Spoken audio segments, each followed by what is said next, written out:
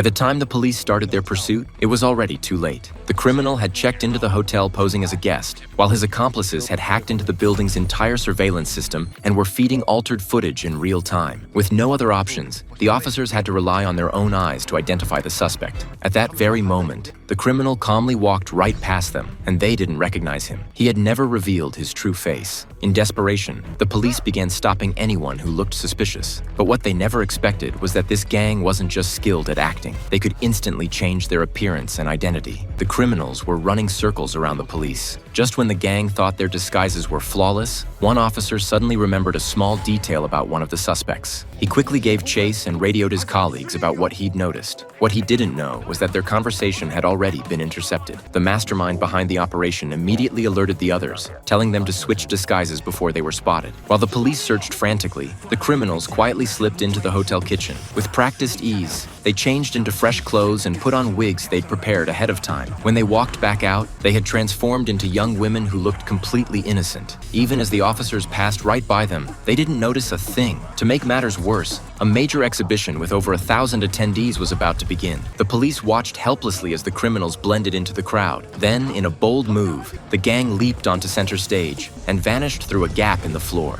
The police were furious.